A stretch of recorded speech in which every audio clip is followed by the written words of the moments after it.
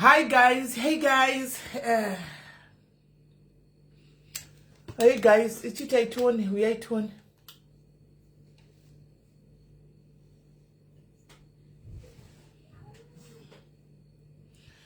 Tone, hi, hello, hi guys, hi Beverly, I'm Koma Charles, how are you? Hi people, come and share the live. It's time to share live, do not go down for 2 hours. Because the don't know what and the madibo singa it 2 hours chete ndivadainda ndakavata guys ndinyaso kurota wapedza umambo mai mwana munhu kufona nedirect phone igota inenge iri pa silent yanga inenge iri pa vibrate igotira ku vibrate mai mwana kusvika ndati chiko ndeni kwarumbora machifona kudai kwaina samuna kuenda ndabvako ndinda mangwana makusenzisire ndikandabvako kunight kunodai so kwa isimeri sanga musikuya ku live tangutamira yaipa live asikana ndakavata ndabva kubasa vedoeka ende ndashotwa apa ndini munhu yokuti pandinenge ndamuka handichagoni kurara ndikavhira ndangomuka chete I can't sleep ndabva ndapera power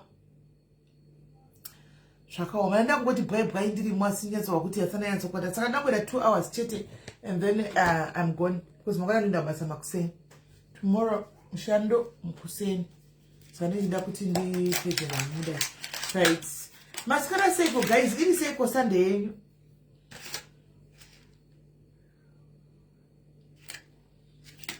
Sunday yenyu yakamira sei? Yes, Joy, how are you? Did you say Joy? Ndashotwa zvisingaiti. Ndashotwa kani.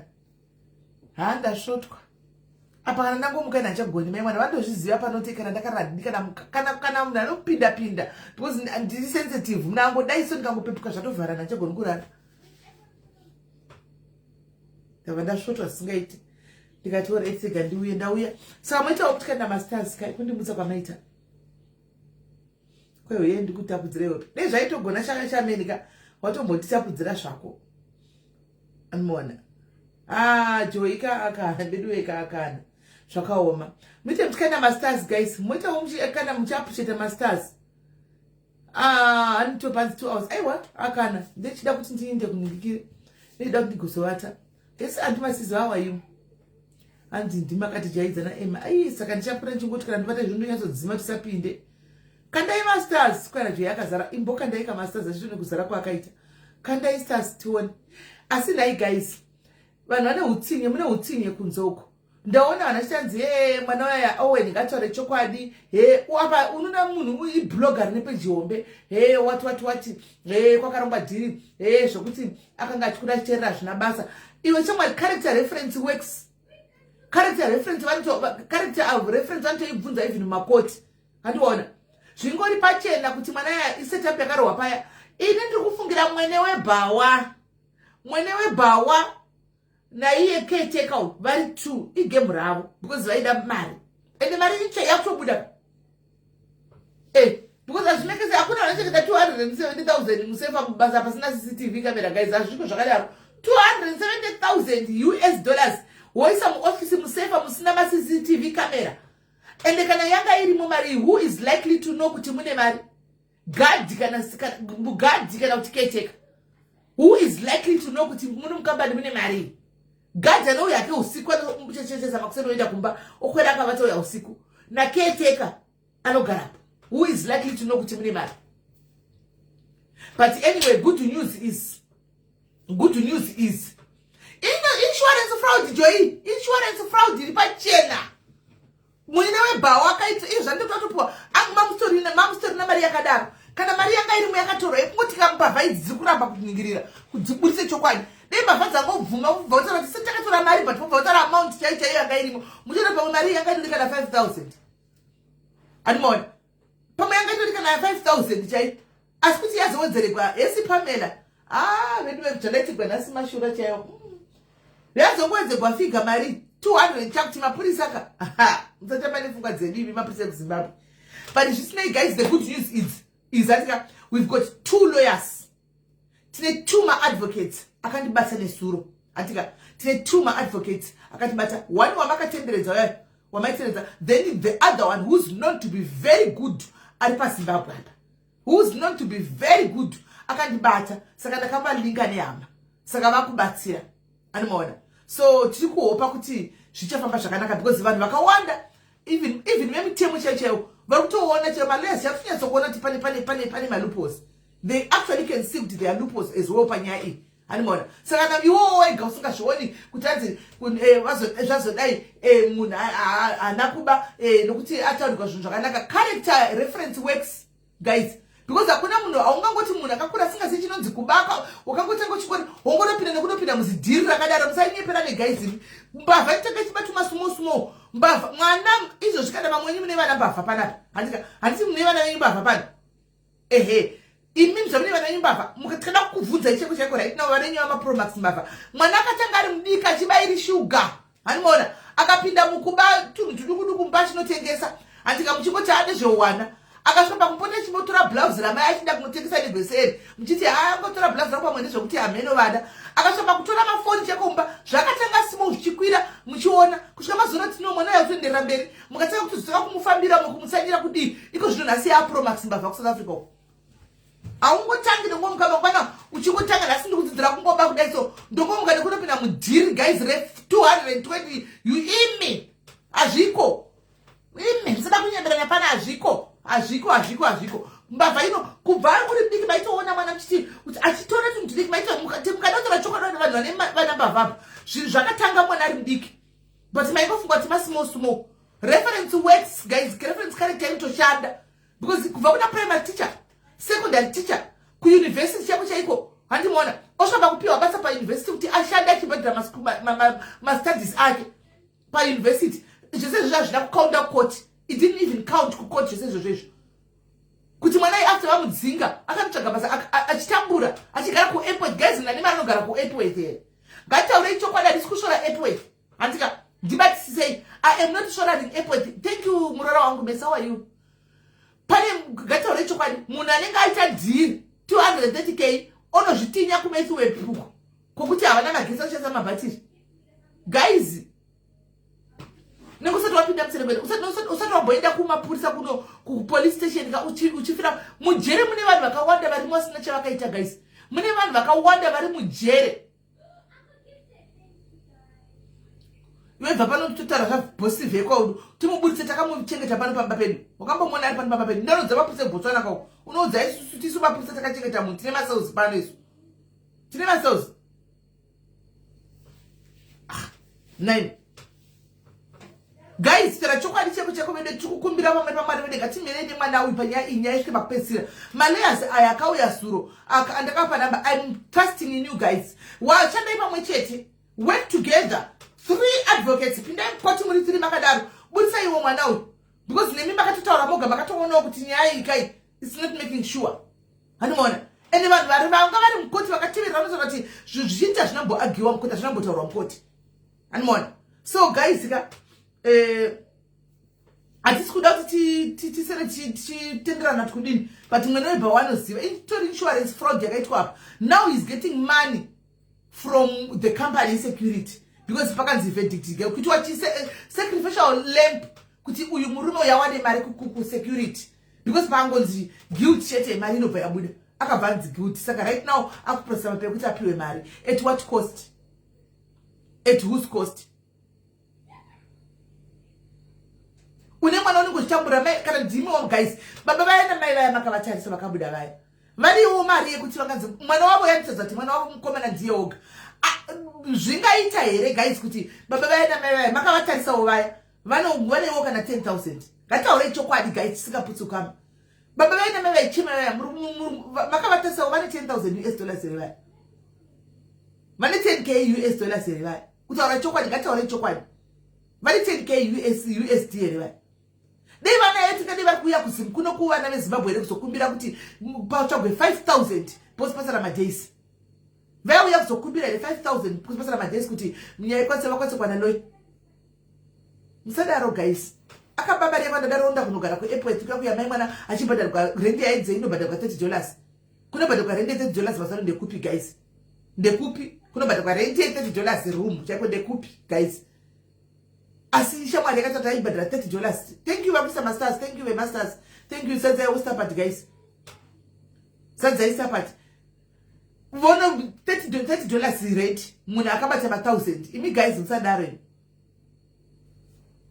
ndozvakaita raka 23 22 32 30,000 yogara pasina kana armed forces armed relation pasekipa imi guys mapurisa makakanye majustita I don't know kuti chakaitika pamwe pane zvanga zvakaitika I don't know tati kukumbirawo kuti nyaya chitongoti yakuti chadzokerayo mukoti but chatakuda pana pagaizika we need cash.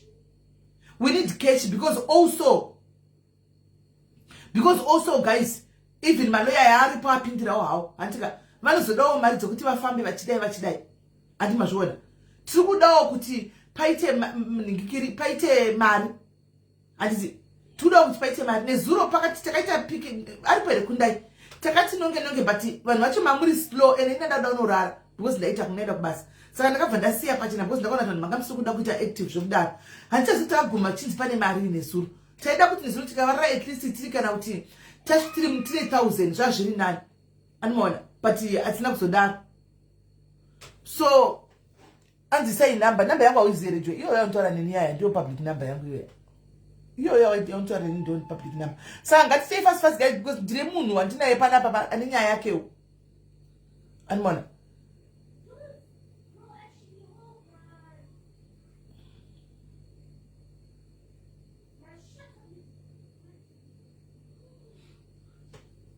Anmona. Tine munhu ane nyaya yake panapa saka yapanda ma investigations panda ma ingesi parkwanzi pekusa pa ndinotete tona kundewo charipo here panapa abate tione tingapusha here tida pinda munyaya anmona toda kuti ngatipushe guys kutaura chokwadi ngatiite izvi nyaya yemwana uchu tipushe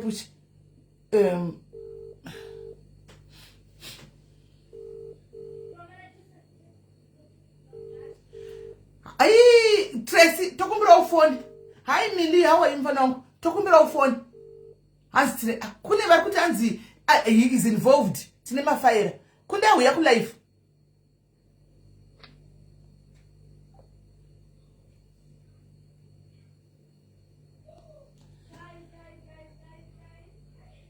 regaiti Tracy ari kuti ane mafaira regaiti ede Tracy yatimiririre Tracy uyako utiudze wakasununguka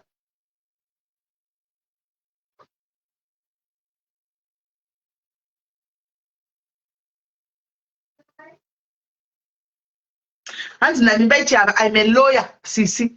There is nothing like this, and we're quiet because a lot is going on. Thank you. Tracy, we are. Tracy, can I see ghost? Can I see the ghost? I was a Juma DNA. I see priority. Atina kujita right now, but now kuti tita natina shira right now. Tata mtaura edu, but priority ndio Juma DNA was shiripo. And even for garage bodai. The guys must have pressed to be stipeza. Tracy, we are pinatone.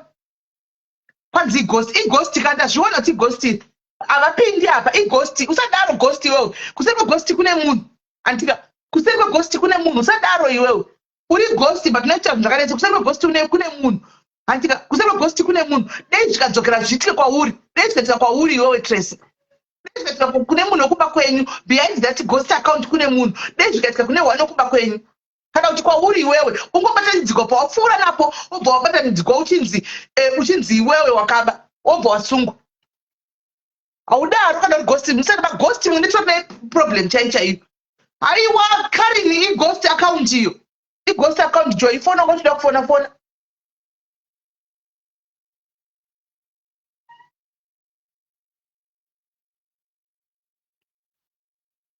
alright my dear mari iri kuiswa pana rega ari kuuya kundai rega yazvisa madetails ake handibati mari my dear handibati mari inoiswa mumakonti 1 yakundai rega yauye spice gwemari kune munhu ati tiri kuda kuisa 20 pounds yake asi like kumentionwa zita but ati ari kuda kuiswa ari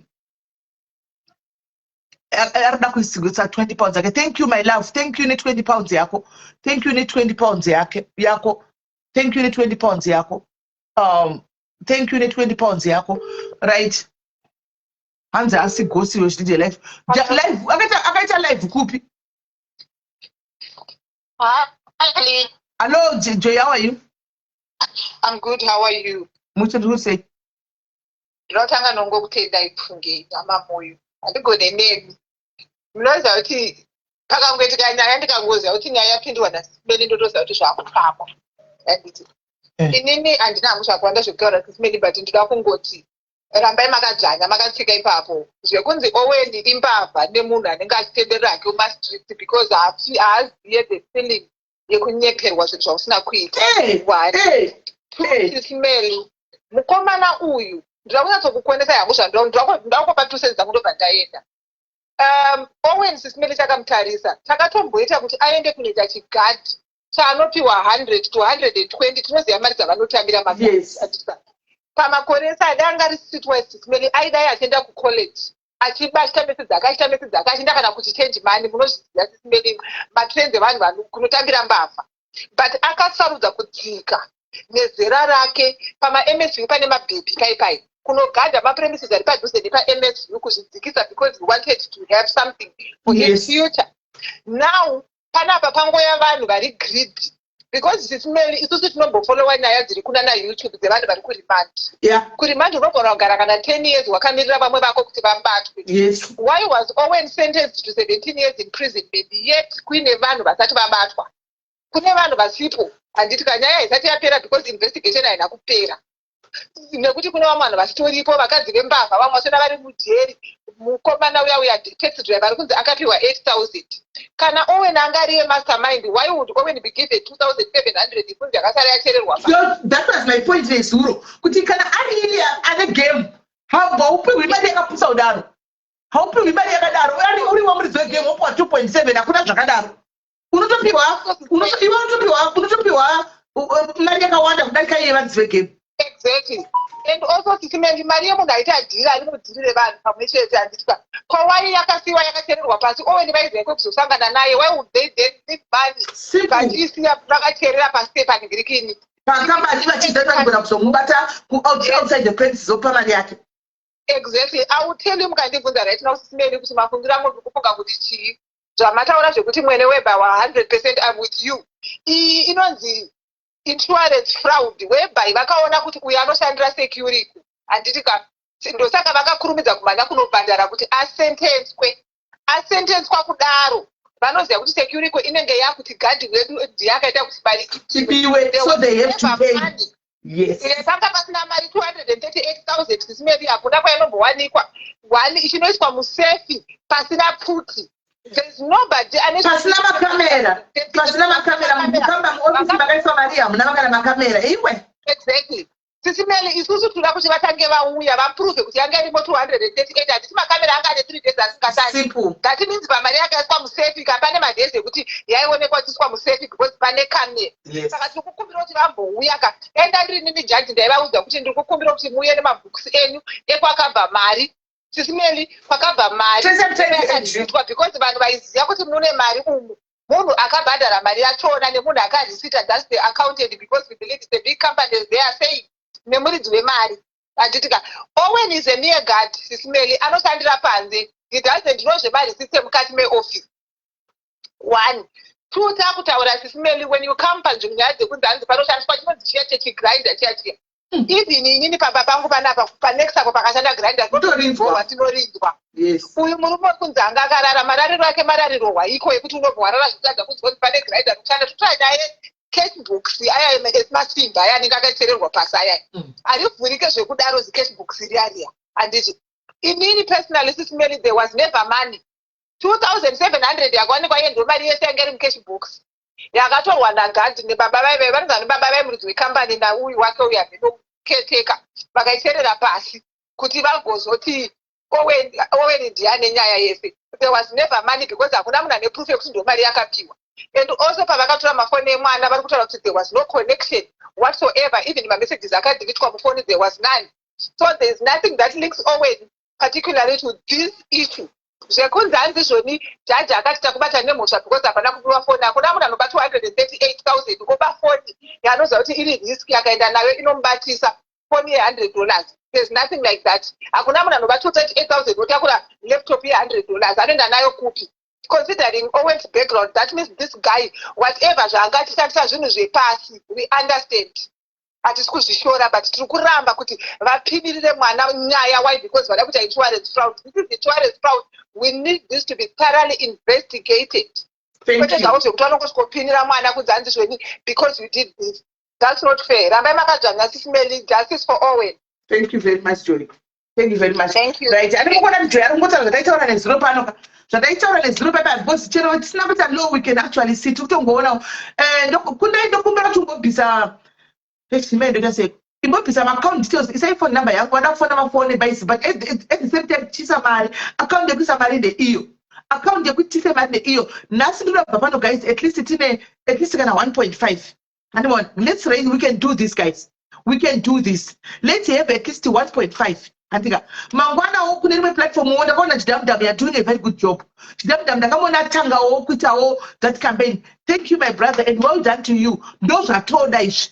Don't know zvino kwete kungokora kugarira makuwa vanhu asina kana nebasa rose vanhu vakutukana ndo nyaya dzekutacklights. Antika nyaya iyi haiti nyaya yemunhu one inyaya kuda kuti vazhinji neuwandu hwedu antika neuwandu hwedu every munhu anoti ndinomira ndiri paspotlight tibatsane panyaya yemwana uyu and we just want the case to be revisited. Antika we are just asking kuti case itwe revisit because the prosecutor ndiye nyaya yese anoona tokumbira prosecutor ndiye nyaya yese tokumbira kuti case itwe revisit. Because we feel that there are so many loopholes. We feel that the investigation was not thoroughly done. Kutaura chokwadi. Kutaura chokwadi. Ndokupromise number yangu guys kuna naona ufona. Ndokupromise number yangu at the same time chisa omari tikawana at least kana 1.5 nasi. Animaona. Tichikoti yatakadaro.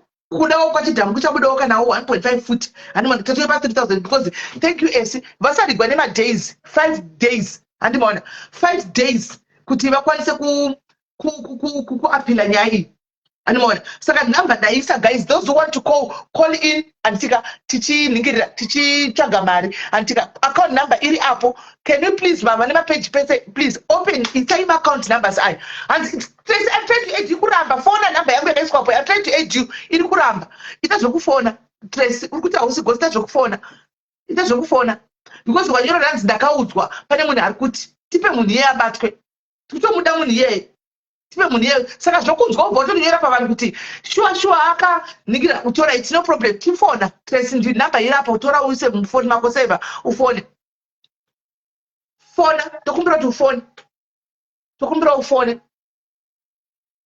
tokumbira ufone takawana mandikiri tuma advocates akandibata nezuro vakutotaura nefamily tuma advocates akatoonawo lupo one is a very good one aronetsa pazimbabwe parakandibata pane vamwe vanhu vanonetsa vasikana pazimbabwe apa zvokuti vakandibata nezuro vakati nyaya iyi ndikati nhamba idzi saka vari kutaura ikone yavo because it's not even making sure anoona Trace fona ndavisa nhamba iyo ndokumbira ufone Trace nhamba iyo fona tokumbira ufone utipe evidence aunayo Trace not kutora kuedi ari kuramba can you please call in fona ndakamirira call yako can you please call ndakamirira foni yako fona tione guys 3 days ma-CCTV ari kushanda pabatabiwa handika but before these 3 days thank you tendai nemasters before these 3 days CCTV camera yaishanda saka vochitaridza mari yakawanda kudaro ichipindwa nayo zviri paCCTV camera guys it's as simple as that hati yakafa 3 days pazobiwa mari pa 3 days dzakanzi camera dzisikushanda ndipakabiwa mari saka before camera isati yakushanda mari yanga yapinda iripo kaproof inotaridza kuti mari yakapinda yakawanda kudaro zveshuwa 230 yakasundiwa ichipinda muofisi ati obvious kana mine kamera haisi kushanda right now izvozvi muofisi ipapo yaishanda ichiverengwa kavachiisa museva iripo kaproof wati moitoka mocha video yoplaywa mukoti mari ichisundwa ichinoitwa museva hati maona uyoita neifona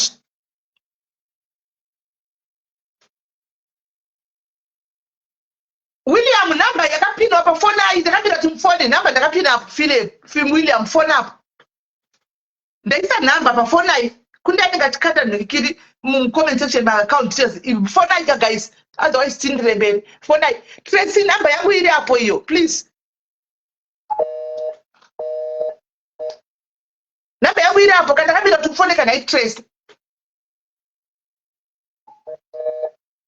arikuti iri kuti ani mpani mina kuti akufona yobva yati ari pane mweko ndifonere usiri pane mweko as a belief zvacho right fona itione bring your opinion tione sana because atisi kutomboda zvinhu zvekuti tinodhauta kana kuti kudi andibona nyaya itsva munhu before 3 days aiwa phone whatsapp iri kupinda pane vanhu try kufonera back iri kuti amene ndiyano Hello? Hello. Hello, my dear, my brother. We say, Yes, what happened? yes, my phone in my suit. Hello. Hello, my phone in front of you. All right. Yeah, that's him. Yes, taurating. Okay, netambo po ushomo wandi nawo panya ya oil. Yeah, ndakatombo attend some cases, some trial pa end of court, netombo of court in support ya oil. All right. Nyaya iri paipaika is not about kuti zvina kuinvestigate or something. Now hombe yakanesa paipa inawe influence. We company. Yes. Yaka inonzi yakapiwa mari. Tisingazivi mari because hapana ati approve mari yakapiwa. Yes. But muridzi we company is well connected. Yes. Waindiri kudaro. Owen pakaitika kesi pane mapurisa akatanga kuuya. Ma-CID homicide. Vakamurova vakaita sei vakavhura kesi vaiita nyaya iyi. Mapurisa iwaye they proved kuti Mpana haana chiuta. Haana mhosva.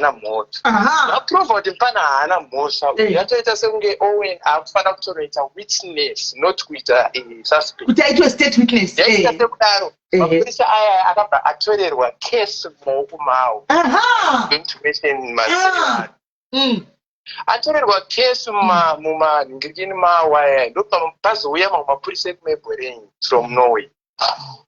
Ndoba yatangidziswa futi kesi yaye then ndobva vatanga kumutsvaga Owen kuya kumba vachiita sei sinoneze kutaura mazita emapurisa acho newhatsoever happens but influence irinyanya panyaya iyi inhau yekuti the owner wecompany iyoyo angori connected to the system yemunyika matiri. Takazvitaura izvo Williams Duro pano takazvitaura kuti kana usina mari uri rombi mazita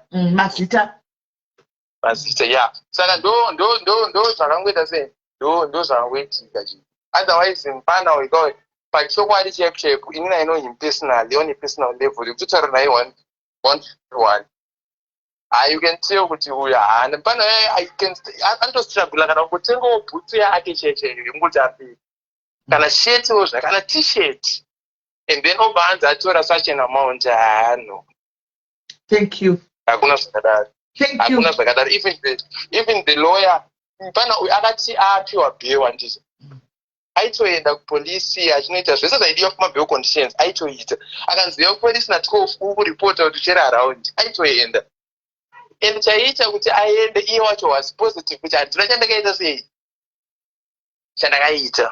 Because time yaakapiwa if kuti this guy anga aine mhosva I don't think vaimupa bail oita zinenge 7-8 months ari panze you can go and start a life somewhere. Go and start a life somewhere. Ndizvo. Aigona kuenda kuMozambique, aigona kuenda mhinu South Africa, aigona kuenda kuBotswana wherever. But mwana aitoramba achingovimba kana pachaisangana naye kana kuchechi kana kupa achingovimba kuti madzikoma angu inini nyaya handina kana handina kana nyaya Mwari anotibatsira ngatikoramba ichienda and we used to go and support him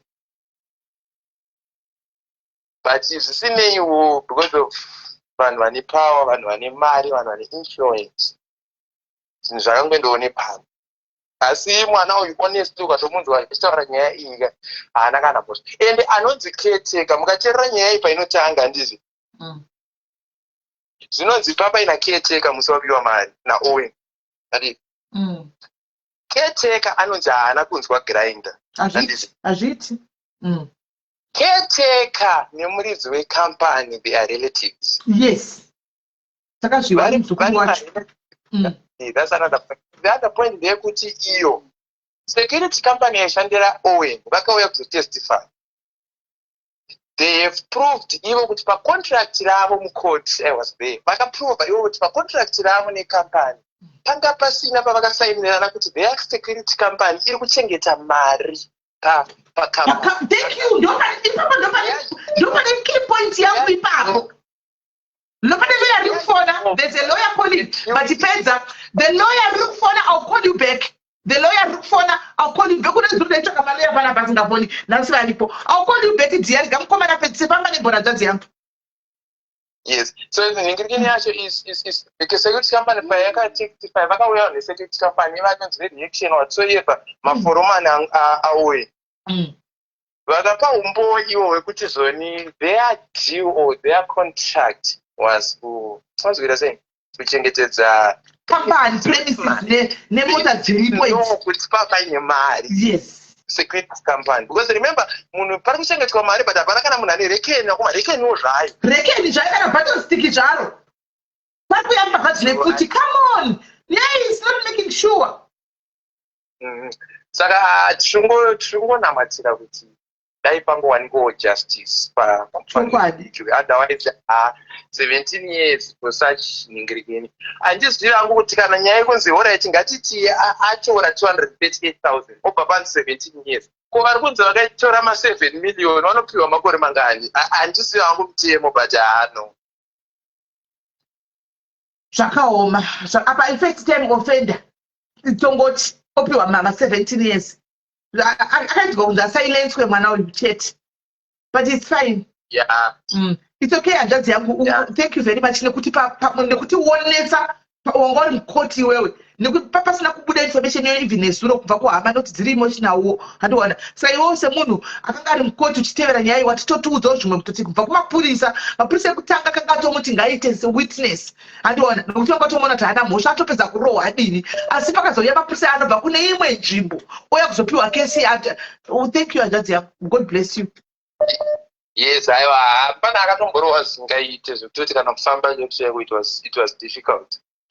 But still arohwa kudaro vaitomurohwa vacho they've said ngai pano maybe anofanira kutoita witness wastage. And then ivo vacho mapurisa acho nakutanga kuita nyaya ivavo vacho vakatongozotretenwa futi kusvika vakutotyawo. Mapurisa akatretenwa aita nyaya iyi yacho. Vekutanga vacho it's only that maybe mimi neni hatisogoni kutresa dzakambotanga kuita nyaya iyi ndiani ikazoitwa nani. But if there's people vanogona kuita izvozvo they can see kuti the road yakatangwa nenyaya iyi nevanhu vakatanga kuita nyaya iyi nevanhu vakazoenda nenyaya you see a changing of names. For what reason? I don't know. Handikurwadziwa. Waita hako hanzvadzi yangu. Thank you very much. Ndakatimbodzawo mwari kufona apa. Guys, nyaya iyi kai inoda kuti tichitaura nyaya tichinamatira mwana uyu. Pane chihombe chekuitwa naSatani chiri kuda kurwisa pamwana uyu. Ari kutorwisa mhuri iyi zvakasimba. Mwana uyu ari chikuru chete chiri paari chiri kurwiswa zvekuti tichasvika pakuti timupinze mujere. Guys, ngatimbonamatirai mwana uyu wedwe. Inanga sure ngatimbonamatirai mwana uyu. Vari kufona I'll call you back. Ngatimbonamatirai guys. Ipo pano neuwandu hwedu tiri 1.4. Ngatimbonamatai pano nhasi tinamatire mwana uyu nokuti nyaya iyi nyaya inorwadza. Zvikuru sei muri kuona mwana uyu mukomana ari kutaura uyu akachida koti matangiro akaita nyaya guys. Kuti nyaya yekudubura vanhu vachikudubugwa kusvika pa guys. Asi Mwari vekumusoro kana muri ikoka inzwaiwo kuchema kwedu panguva yevana veZimbabwe. Andika inzwaiwo kufana kuti ningirira kuchema kwedu sevana veZimbabwe. Anditi guys, ngatinamatei atimbonamatai ndakumbonamatira mwana uyu kuti Mwari muri kumusoro kudenga panguva ine madekwana tikuyana Owen pamberi penyu Mwari. Baba senyika sevabereki vevana vakasiyana-siyana baba senyika tikurwadziwa nenyaya yemwana uyu mabati muzivi. Asi mukungonzwawo kutaurwa kwenyaya iyi baba nezvise zviri kuitika Mwari tiri kutongoonawo malupo akawanda. Ko Mwari masireiko muri panguva ino naye Mwari? Ko Mwari maraseiko mwana uyu panguva ino naye Mwari? Matadiiko Mwari? Background yemwana kutanga kuenda kuita security guard agone kuti zvirarambisawo agone kuenda kuchikoro agone kuchengeta mbuya nasekuru vatakaona zuro Mwari. Mbuya nasekuru vari kurima kumusha kuti mwana ari kuitawo kuchikoro kuti vachitumira chibage kuti akwanise kugarisa adye kuti akwanise kuenda kuchikoro. Mwari mopfudzireiko muri ine pakaoma kudai Mwari? But bamwe Mwari nguva sei muchirega muchiregera vanhu vachiita zvavanoda Mwari. Sei muchiregera vanhu vari evil Mwari vachienda scot free Mwari. God, where are you panguva ino Mwari? Muripiko panguva ino Mwari? Uyai muonewo mwana uyu Jehovha. Sevana veZimbabwe Mwari tiri kumira pamberi pesoko renyu panguva ino yemangwanani Baba. Baba, you say you fight for your own people. You vindicate your own people Mwari. Baba, tinoziva kuti vanoshandisa Baba silver and gold, but we don't have silver and gold. What we have is you Mwari. Netsita renyu Mwari, rwirai mwana uyu panguva ino Mwari. Rwirai Baba, rangarirai Baba vaya namai vaya Mwari. Mbuya nasekuru vatakaona nezuro vaya Mwari varangariraiwo Baba. Misodzi yavo iya Mwari yekuti vakatadzakana vakaramba vangobatira kwamuri. Vakaramba vachingwisa hope mumwana nezita renyu Mwari, even panguva ino vari kurwadziwa. Mwari, can that not count for something Jehovah? Mwari wangu, we just want justice. Chokwadi Mwari. Tikungoda chokwadi just Baba. We don't want to bribe Baba. Hatisi kuda kuti kesi ikavhiridzwe Mwari. Tingoda kuti chokwadi chibude pachena Mwari. Baba, iyemi munoona zvakavanzika zvakadzika zviri pasi pasi Mwari. Iyemi zvatisingaoni imi Mwari munoona. Pazvairongwa napane zvairongwa Mwari, ndimi Baba munonzwa zvakanga zvichirongwa Mwari zvatisina kunzwa isu. Baba, ndaingokumbira madekwana nhasi Mwari, takaungana kudai tichisungwa Mwari, kuti Mwari taiwo nyasha Jehovha Mwari. Hazvisi izi Baba kuti tiuye pano Mwari, tichamokiwa Jehovha, tichasekwa Mwari, asi panguva ino Mwari tiri kudana kwamuri Jehovha, nokuti ndimi mega mununuri. Rangaraiwo mwana uyu Mwari, rangaraiwo mwana uyu Baba. Nemakore 27 Mwari, opuwa 23 years, 17 years. Anobuda nemakore mangani, agoitei paupenyu, achaona here Baba namai vake vaya neeji yavanayo Mwari. Baba Jehovah Mwari, buritsai chokwadi pachena, buritsai chokwadi. I believe kuti there is something Baba that you want to show Baba. Chiripo Mwari, amukundwe amuvhunduke henyu Baba, amukundwe nekuti pane mari Mwari. Imi ndimi musingabraibiwi Jehovah, amubraibiwi Mwari, amubraibiwi Mwari, hamuna keshi yemunhu yamunotora Baba. Expose the evil Mwari, expose the evil Baba muZimbabwe Mwari, expose zvakare Jehovah Mwari. Chandinoziva imari inouya ichidarika muenzi Mwari, asi soko renyu rinogara nekusingaperi, ende imi munogara nekusingaperi. Zvitaridzewo panguva ino Baba. Takumbira Jehovah, takumbira Mwari, tikurwadziwa nenyaya yemwana uyu Jehovah. Mwari wangu, pindirai Baba, chokwadi ngachiburiswe pachena Mwari, chokwadi ngachiwaridzwe pachena Jehovah Mwari. Kana akatora Mwari Baba, ngazvidzokere mukoti Mwari, chokwadi ngapave ngapapruviwe beyond reasonable doubt Mwari kuti he was involved Baba. Ngatipapruvhiwe beyond tione Jehovah kuti Baba we were wrong Mwari, nokuti muri Mwari vasingakuti, muri Mwari vasinganyadzisi, muri Mwari vasingatore chitororo Baba, but you fight for your own. This is one case that you Jehovah, that you send your angels to fight for your own Jehovah. Fight for your own Baba, fight for your own Jehovah. Chandinoziva Baba, vangashandise mari, vangashandise zvese zvavanazvo, influence and power, but kwamuri hazvishandi izvozvo Baba, nezvepano pasi. Kwamuri kunoshanda faithfulness and honesty Jehovah. Baba, ndinokumbira madekwana nhasi Mwari wangu Baba. Baba, mbavha chedzo dziri kutenderera panze apa Mwari, kujere kuzere vanhu vari innocent Baba, vakasungwa vasina kana chavanoziva Mwari. Baba, musarambe makanyarara Mwari, chandinoziva Mwari, hamurambi makanyarara Baba. Mwoyo yose iri kurwadziwa panguva ino, ibetanidzei Jehovah Baba. Let the truth be known, let the truth come out Jehovah, nezita raJesu Mwari. Takumbira Mwari wamasimba ose, Mwari munogona.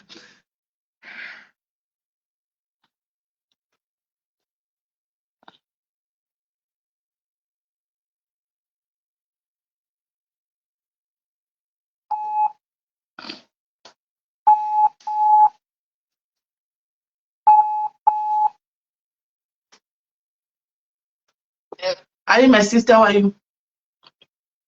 Fine, thanks. Taura anything. Okay, Sisimelo. Like I said, ndinambokomenda meloya kuti a lot is happening. Was nyaya Owen is not making sense. Pane atinoti criminal lawyer, atinoti causal links. Hapana kana one chiripo. Chandaitokumbiro ndechekuti, why did you expose the owner of the company? Ndopane nyaya yese. Muridzi wekambani ngaapostwe mapicture yake. Do you know social media you've helped Sisimelo a lot of things kuti zvigadzirike. Insurance fraud iri kuitika apa, hapana kana nyaya. Uyu mwana angobatwawo pacrossfire yevanhu vanoda kubenefita zvavasina kushandira. Just expose the owner of the company. The prosecutor, can you make us know the prosecutor got involved? zvotopera nyaya yatopera. We know all these people kuti vakaexposewa havana kumako vanoenda because mapurisa haana pawa muzimbabwe. Kana tasvika panyaya dzakadai mapurisa haana pawa. Tinoitika nechekuti unoona zvokuitika manje hapana kwavanoenda. Ukona anonzi link anzani link. I don't think kuti hama dziri paground ngavangopa isusu tichaexposa. Hama ngavangotipa isusu mazita ivo havakwanisi kuexposa because vari paground. You never know, unoziva uhori kuzimbabwe zvinogona kutorovesa vanhu izvozvinoposta. Handina problem, I will expose because ndichakutekstai mastages ese amuri kufanirwa kuti muexpose vanhu vari pamastages iwowo zvapera. I'm just trying to tell you kuti my lawyer, that's why we're quiet since yesterday. A lot is happening in the judiciary system. Thank you. Thank you. Hatikwanisi kutaura. Ndakatokutextirai ndichitaura nyaya yaNampofu kuti can you talk to them? Vanogona kuitora nezuro. Vanogona kudzitora nyaya dzakadai so. A lot is happening. We can't say a lot. But I'll text you to just guide you my stages. Vanhu vanofanira kuexposa.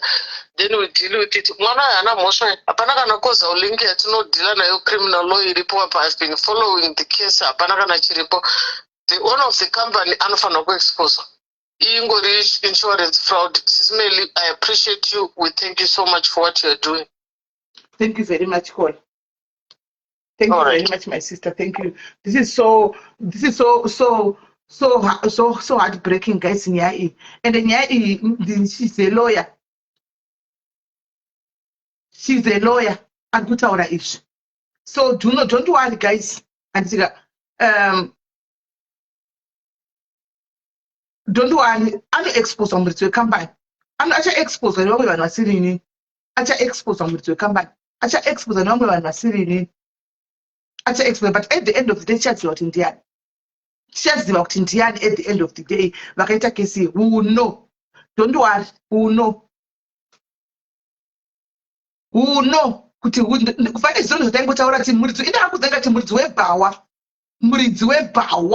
Ndakuda advantage sura. My sense was telling me kuti no, guys. Ndikatokupa example yekuti South Africa uko vakadzi vanouraya varume vari vanouraya vakadzi munhu anopisa kambani yake kuitungidza usiku kudai so achida mari insurance. Ndakuudzai kana isina profit paya anoipisa kuti apiwe mari onotanga rimwe business. Ndikati insurance fraud ndakuudzai nesuru. Ndikati insurance fraud munhu ari kusa zvaakaita handimona but anoburitswa. But at the end of the day, we will know who dealt with this case. And they must touch and Buddha and the Chatenere.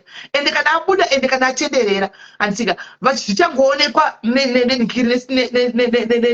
Nika, never Kurve Nika, Kuti, Dosha Kaitika, Kunevan Rakadai. This case must be revisited. Those are Tukungoda. Because the company knows the online logistics, money connection. But she did not believe I never avamboitisha connection nokuti nevaita connection nevana mupofu anonzani mupofu uyu na uyu anzani uyu ari mujero uyu wokumbonegwa pacho anzani vakadzi vaviri vatatu unonzani ari kujero varimo vana Mike Chimondo varimo mukati saka varimo mukati saka president Mnangagwa tinokutembai tinovimba nemi kuti panyaya iyi kana mazita abuda zvinhu zvabuda please assign your people to go and reinvestigate this case because kana ichimbonzi yambovhurwa yombonziwa aita state witness ozochidzoka mukati uzodai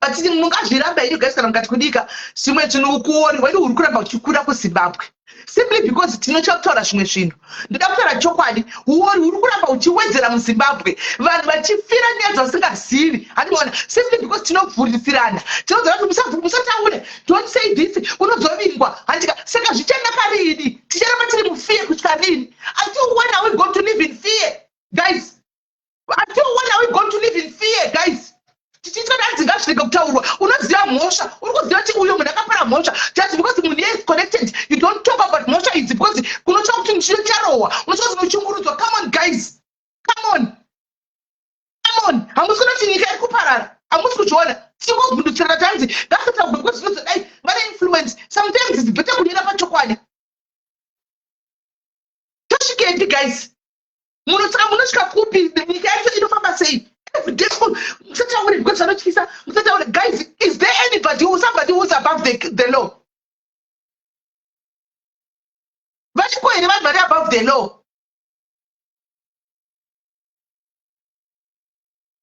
vanhu vanoita uori kuzimbabwe vanhu vanova vanhu vanodi vachida scot free because hazvitaurwe because they are highly connected vamwe they are politically connected hanimona vari mupolitics vamwe vane vanoziva vanhu in right places hanimazviona and they will just have to keep quiet tichitsikiririrwa vamwe vedu because tinotya ndosaka muzimbabwe tiri kurarama upenyu hururama muzimbabwe ndosaka muchingochema nhamo everyday muchingochema because no one is brave to stand up tese zvedu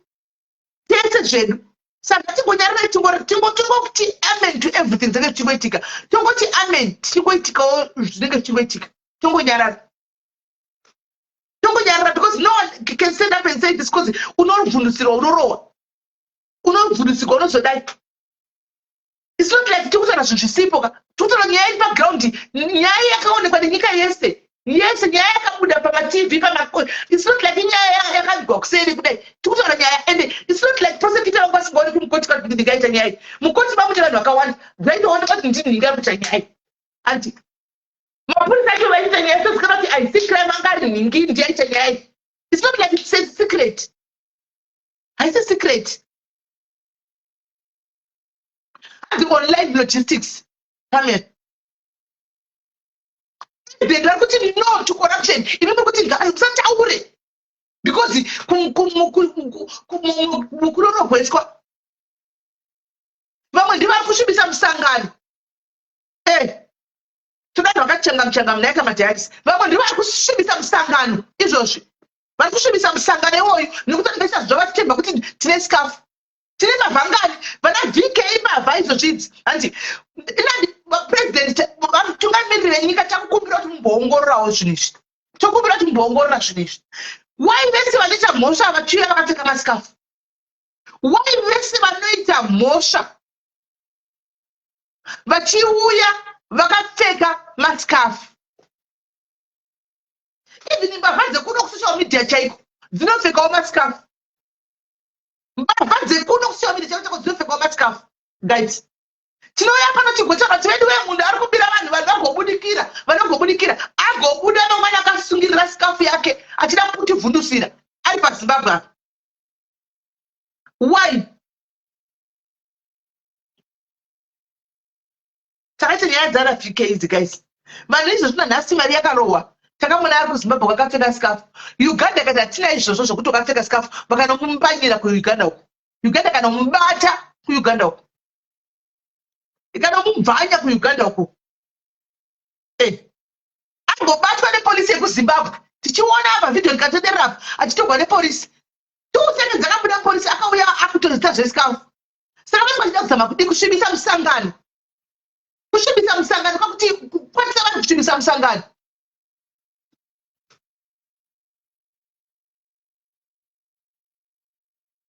kana ndimiwo guys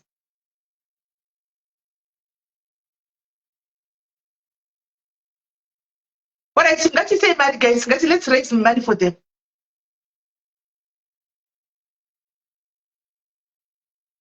ngati sei mari guys ngati sei mari pana patingori hedu magwara ngatigare neugwara hwedu alright gwara nambojati ngatigare neugwara hwedu kuuganda vakanomunanura uko vakanomunakura kuuganda uko vakati zvesikafa ndezvekumba kwenyizvi vakanomunakura kuuganda uko asi kuno kwaaipotetera chipotata hamuna zvamunodiita ende hamuna zvamunodiita ende zveshuwa isu totomira pachokwadi tetoda kuvhundusigwa inanga ndikunyepa nemadzina ndakambonivhundusira handina ini munhu akandivhundusira ndonyora tsamba yenda kuna president straight kana kuna mari nyangagwa straight nditochema ndichibuda nchidza mbere vana kusvika vandiwa ndisati ndavhundusigwa ndinotobuda ndichibonongora mbere ndichitega vandakabva ndichitega kuti huyai baba huyai kuti ndinure huyai vari kundivhundusira vari kuda kusvibisa musangano ini tobuda nchidza mbere Asandabva ndina kumbovhundusigwa. Asi chinoza chekuti unongoona kuti ko uyu munhu akabira vanhu ko scarf why are you putting a scarf ndotsvana kubvunza mari dzavo. Unoda kuzama kuita sei? Unoda kuzama kuita sei? Uri kuisira iscarf ndotsvana kubvunza mari dzavo. Chimboscreenai vanhu kumusangano. Chimboscreenai vanhu kumusangano president. Angonzi vachivengwa vice president chivepo. Ndivo vice president gazviya. Ndivo chiko. Vanhu vari kumba vese chimboscreenai zvigananda zviri kumba. Wakabira president kujere. Wakabira nyika munhu ngainde kujere. Vari kubira vamwe kungave kusocial media cheko ngavainde kujere. Tiri kukumbirawo mutemo iwoyo. Hazvina kuti ndiani kana kuti ndiani munhu anenge angobira ngainde kujere. Chete simple. Ngainde kujere. Tikasara chingoti kuna musangano hauna waite hauna chawaipa. Asi kuti vanenge vasingazvioni zvinoitira seri kana kuti vanenge vachikuzvitora kungoti ameni. Anomuona.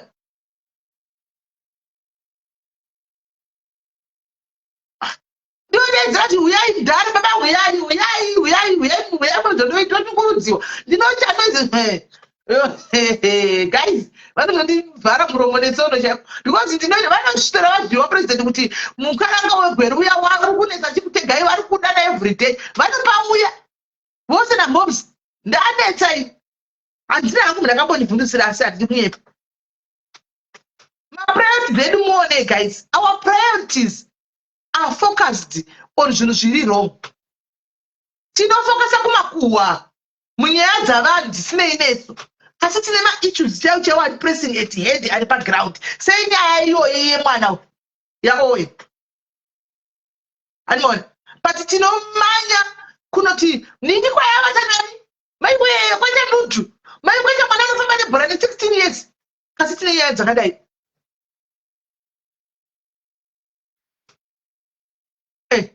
Onisiye ndokuza kuti amutirwa chinzvimbo sokuti tiri kumusoro kokoko menda sizvata chinzvimbo. Daiwe. Zvinondipei izvo zvokuziva zvinondipei. Tiri kuda proof yemari tiiswa mukambani. Ende kambani muri kunzwa kuti kambani hanzi yakaargiwa ka. Antika kambani argued security kuti isati lambohwirana zvokutochengeta mari yedu. Takawirana zvokutochengeta maproperties. Saka vaisira chiimari.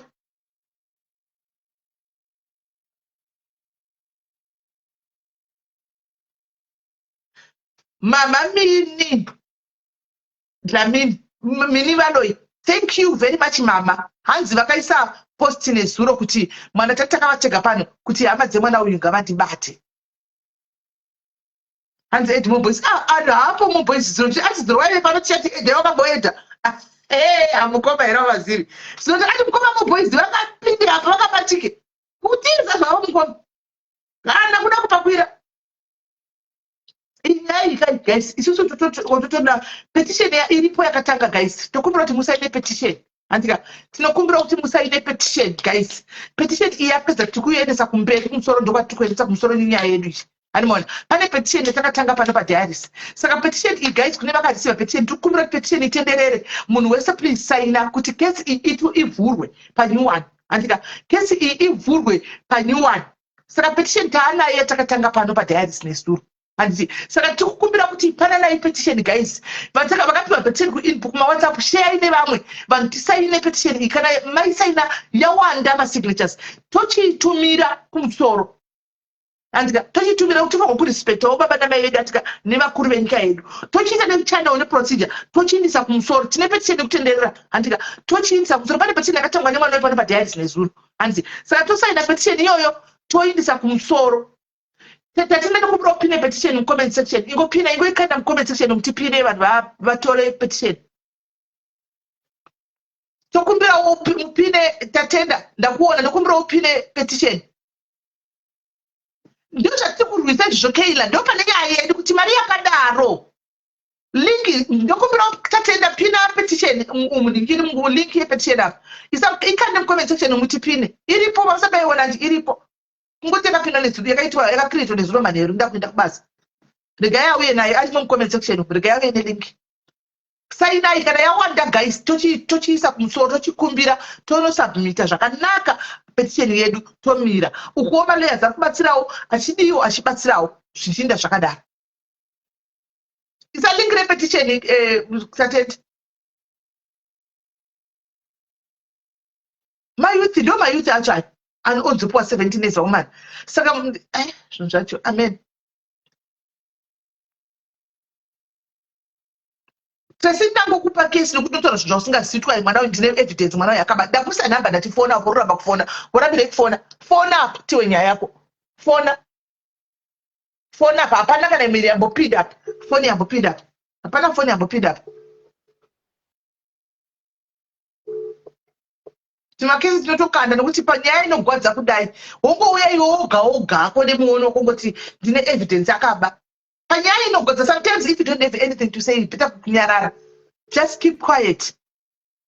If you don't have anything to say panyaya inorwadza kudai better kunyarara. Takuti chiti mapurisa tikumbira tivakubate uvape evidence tikuda kuti tivambira tivapurisa mbokubata iwe uvape evidence yakuti unayo toda tivape evidence yakuti unayo sezvo wati une evidence pazhinji apa tokumbira unotura kuti nyaya ivhurwe ngavati iwe uchivapa evidence yaunayo kana ane mhosva ngaitwe revisit yotanga iyi petition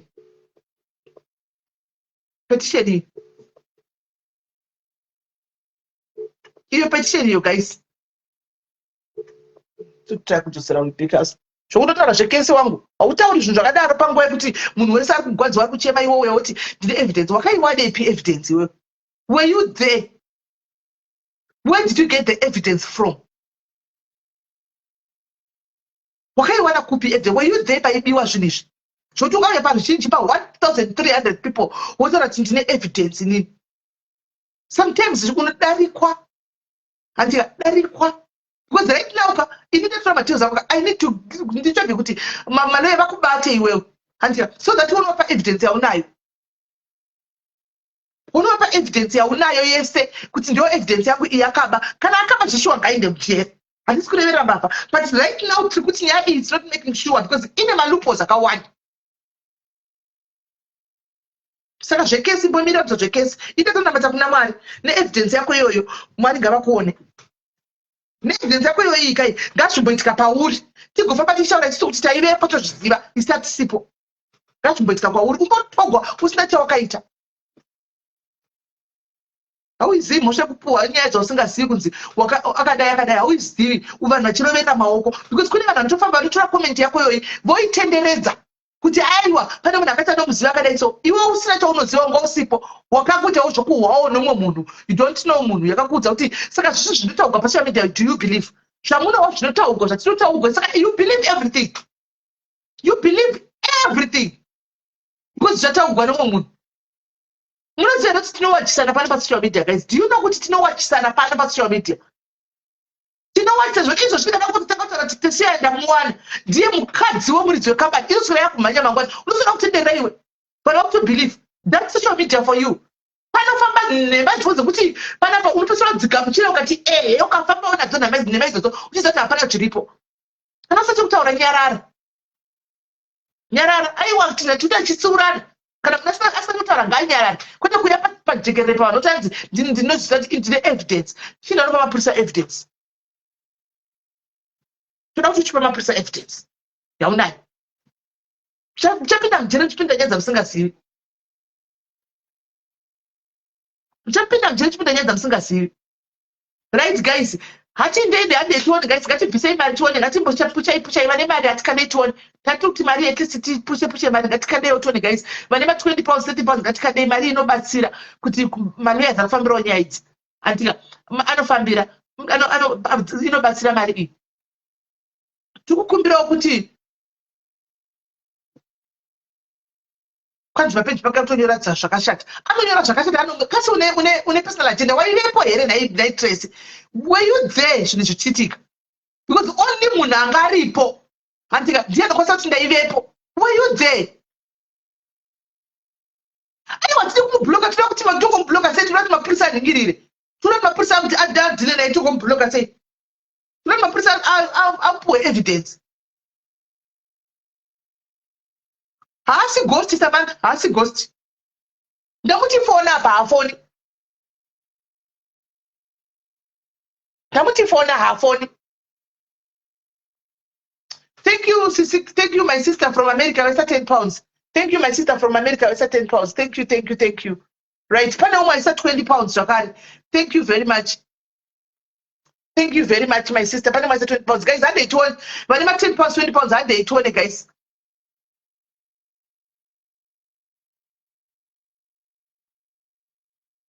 Anda kuta kabisa. Akanga alipo ere. Iye kana kapo kabigwa iri hama yake wailepo. Saungotora side. Iwa usizveta hamba. Hauzivi kuti uri business woman here Tracy, uri business person here iwe. Unoziva kuti kuma business kunopatiwa sei. Ndowandibhuwa zvokuti dei ukamuda kuti mapurisa dei Mwari vangoitawo kuti mukombo uyu upfuure nekumba kwako, upfuure nomuupenyu hwako. Dei vangoita kuti upfuure noupenyu hwako nemune pauri mukombe uyu. Umbopinzwa pacrossfire izvinhu zvausingazivi. Feel pain. Guys, handeitone guys, handei 10 pounds, 5 pounds, handeitone. Handisi kupinda uja tira kuedha akawandisa apinzi katira kuti phone hafoni. Edheki hafoni. Phone iri easy kuti anofona hafoni. Right guys, hanzi link handisi kuita. Gadzisai link chatenda, gadzisai link guys, hanzi link handisi kuita vanhu vaningire. Gadzisai link guys.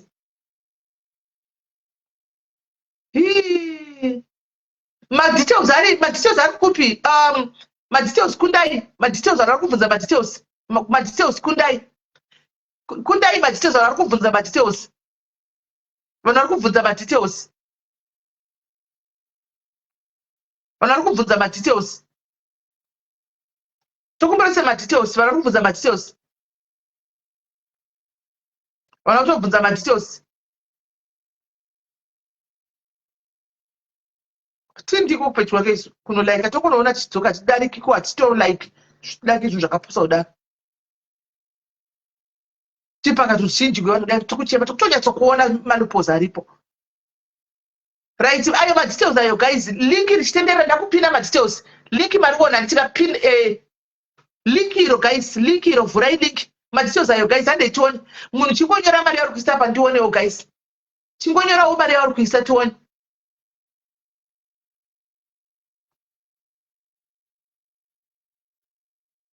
Chingonyorawo mari yauri kukanda guys tione.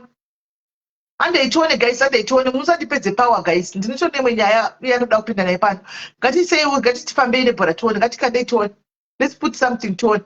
Their Owen, yema lawyers. Their Owen iri kukumbirwa nemhuri yanikiri ya Owen. Vamwe vari kuda PayPal. Letari kupi kwa PayPal? PayPal tinayo ina letu. Letu PayPal iri kupi?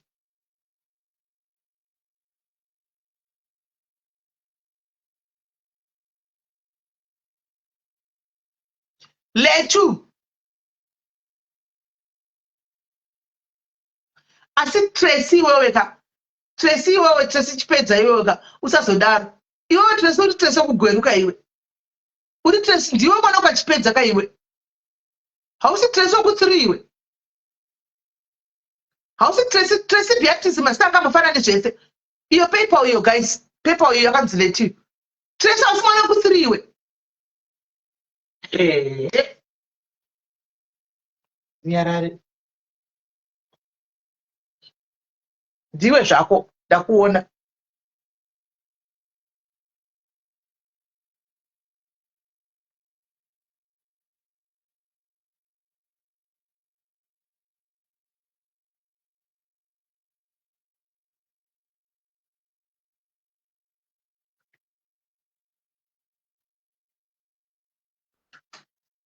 Shakaoma. Thank you, Panaisa 5 pounds. Thank you, ne 5 pounds. Thank you, my love. Thank you, ne 5 pounds. Thank you. Thank you, ne 5 pounds. Thank you, ne 5 pounds. Handeitone.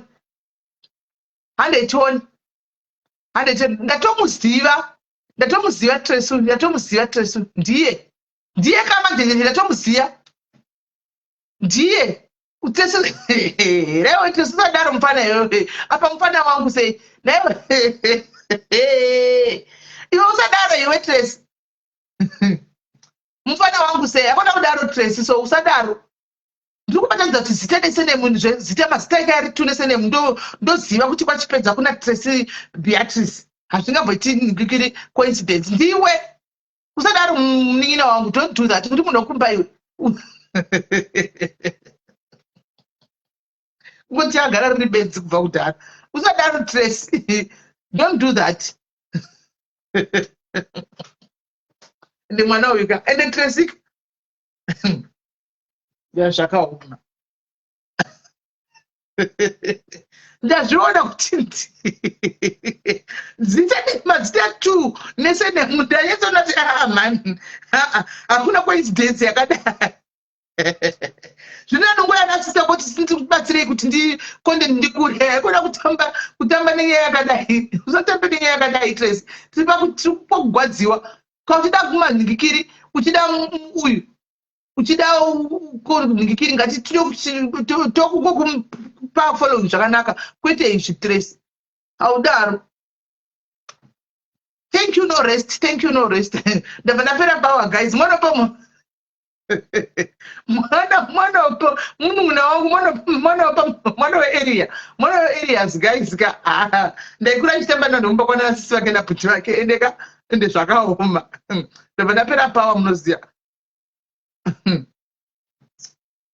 aiwa mutambiro wake wekutamba uku pari kuita uku hama yangu yekumba kwanchi munhu wangubva kugweta munhu anokura achitamba nemabrothers ake nanasisi vake handimaona kari kamwana kudai right handei guys handei 20 pounds handei angati chiTracy wamuziva kavaishanu ndimi vafana wangu kumaraini Tracy ari kuti haumuzivi Tracy ati wamuziva kuti sikaunhu kati anokaziya watanga kunyora zvisina basa mucomment section guys ndokumbirawo kuti munikirire ndokumbirawo kuti ticontribute guys ndokumbira ticontribute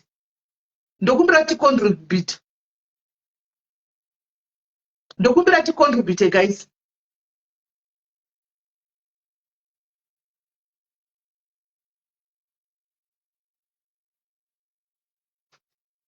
ndokumbira ticontribute guys handeitone guys handeitone ndengati 20 pounds yake 10 pounds yake handeitone maipa zikwira yamene basa rekwaipa guys kozi ndine imwe nyaya oro eusinenda kuti sindine imwe nyaya pano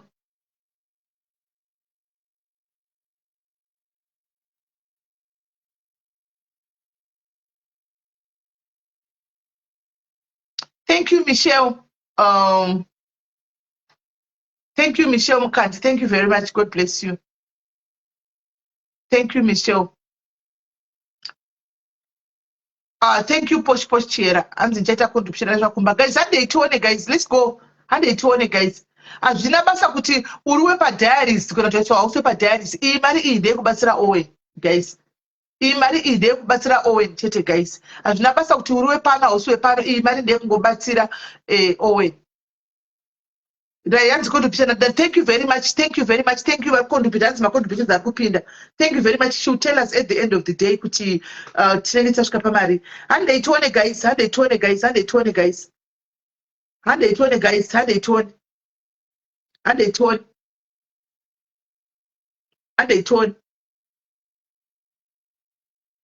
Thank you Annie. Shupi. Thank you my sister. Thank you my love. Thank you very much.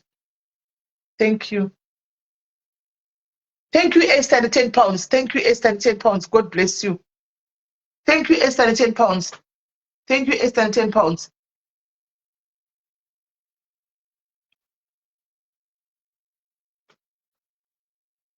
And they guys, and they turn. Add them on comment section, my sales at PayPal. Add them on comment section.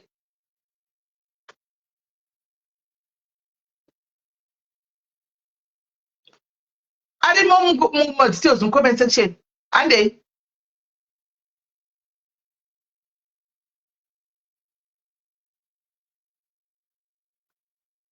And they guys, and they thank you, Peace man, 30 pounds. Thank you, Peace 30 pounds. Guys, she said, I Tracy you. And she said, I at least the chinti what school time says so. Can say any actress and they attend that took it upon. Can she say that Tracy etc. took it upon up. And the guy I know, I know you're just let's focus pan. Can you say any as you could step up? Mututa could disable when you put annual shark. Can you say Coco? Right, and they guys, and they told guys, and they told guys. And they told matito zakapinwa apo dia Samantha matito zakapinwa Materials akapiniwa apo post materials akapiniwa. PayPal irimo faith rutendo. PayPal irimo. Letu rambauti kanda PayPal. Letu. Keep on kanda PayPal. Hande guys, hande itone. Varikuna mama page wanokwanisa please raise something as well. Abatsira. Raise something as well. Hanze okay, give us CCTP without we no numbers. All right, let me big account yakapinwa apo Charlene. Again ngikiri. Again hama dzacho. Tikwanisa kupiwa ngikiri. Tikwanisa kupiwa banking details. Hama dzacho. Tipiwe cash number yacho.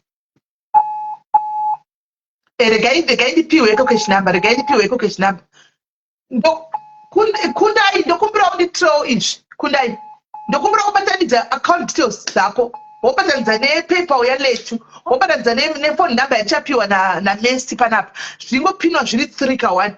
Messi tikumbira mari ma phone numbers inbox ere cash what. Tikumbira manamba. Alright. Can you number yangu use taura number yangu. Usi comment section acho tinogona kunyora comment section tinyora right. Taura vachinyora. Taura bijana someone achinyora. Nyora guys. Taura +263 0785. Mirai +0785. Mira +263 785 ndizo 359 566 right. Tozokorza zvakare +263 then try then you ndogona kunyora here ndikuru from this end as well plus okay 63 785 359 566 zita ndiya Messi. Exactly. Aibvunzise name inongoda zita. Aibvunzise name Messi Muteri. Asi inobvunza rise name Mari Muteri. Muteri. Okay. Right.